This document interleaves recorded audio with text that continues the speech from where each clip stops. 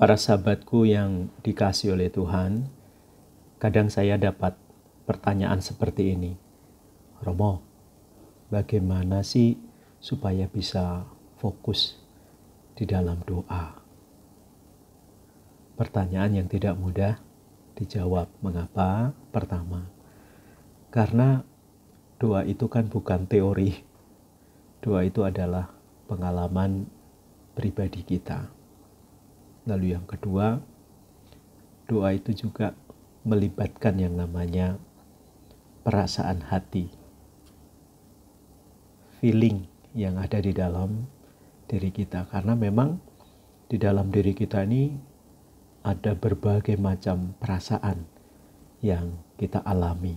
Dan para sahabat tentu tahu pengalaman yang paling dominan atau perasaan yang paling dominan yang dihadapi. Lalu yang ketiga,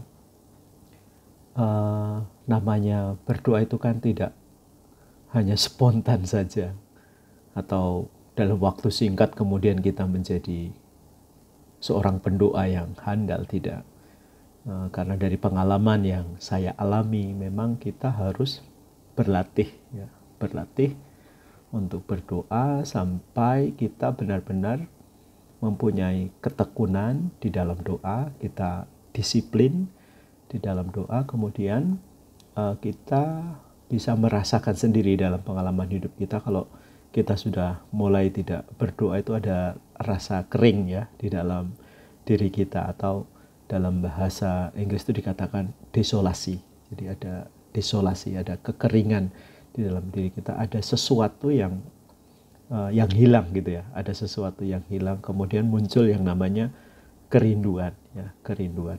Kemudian dari pengalaman yang saya alami, akhirnya saya sampai kepada pengalaman yang saya sebut, yang sering saya bagikan itu, saya selalu menggunakan kata saat teduh. Dan ya seperti yang saya bagikan, biasanya saya ingat lagu-lagu yang saya hafal. Nah, kemudian setelah itu saya masuk, tentu sebelumnya saya sudah baca kitab suci dan saya gunakan itu biasanya bacaan harian. Lalu dari sana ada kata atau kalimat atau pesan yang langsung kemudian menyentuh kehidupan saya, atau menyentuh perasaan saya, atau menyentuh pengalaman saya. Lalu kemudian itulah yang saya olah.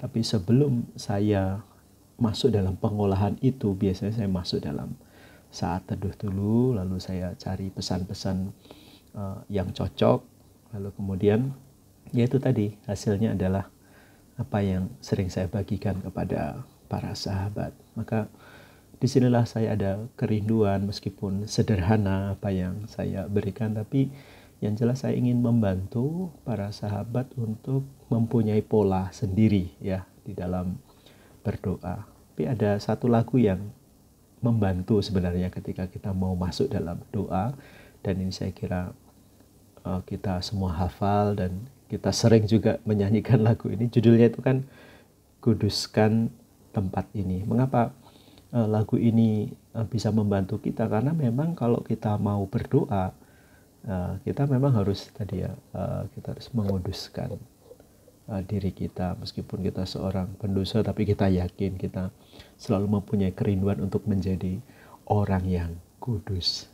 Maka coba saya bantu, ini lagunya, yaitu Kuduskan Tempat Ini. Nanti kalau para sahabat mau memperdalam lagi, silahkan dicari di Google atau di tempat-tempat yang lain, sehingga para sahabat bisa menghafalkan lagu ini sebelum masuk dalam doamu. Dan saya yakin nanti dengan bantuan Tuhan, yaitu rahmat ilahi dari Tuhan, kekuatan dari Tuhan, rohnya yang kudus akan membantu kita sedikit demi sedikit kita fokus di dalam doa. Dan kemudian dalam doa kita benar-benar bisa merasakan kedekatan relasi antara saya dengan Tuhan. Saya yang berdoa, saya yang memohon kepada Tuhan supaya berkat-berkat itu diberikan kepada kita. Ya, coba kita lihat lagunya ya, demikian.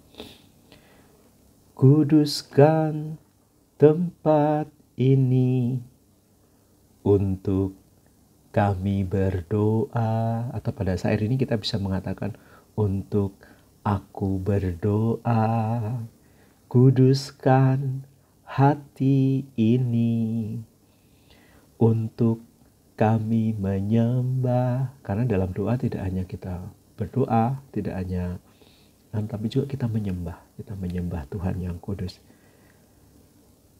Biar segala perkara ku serahkan padamu, Yesus, dan Roh Kudus bekerja, membimbing kami semua. Makanya ada kata-kata yang indah.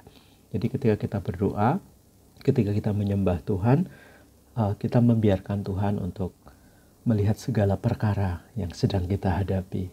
Memang kita bisa menggunakan mulut kita untuk menyampaikan segala perkara yang sedang kita hadapi. Maka ketika kita menyampaikan itu, nah Tuhan juga melihat, oh iya, si A, si B, si C sedang mengalami pergumulan yang seperti ini. Nah kemudian setelah itu kita serahkan kepada Tuhan. Karena kalau kita doakan semuanya diserahkan.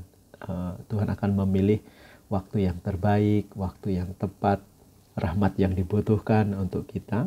Lalu kemudian dalam proses itu biarlah Roh Kudus yang membimbing kita. Karena kalau roh kita sudah berkoneksi dengan Roh Kudus, maka di situ akan terasa sekali bagaimana Roh Kudus menyertai kita. Dia akan mendampingi kita. Dan benar yang dikatakan oleh Tuhan Yesus, bahwa Roh Kudus ini memang parakletos. Jadi menjadi penghibur kita, menjadi penolong kita di dalam segala situasi. Dan kamu harus yakin, kamu harus percaya.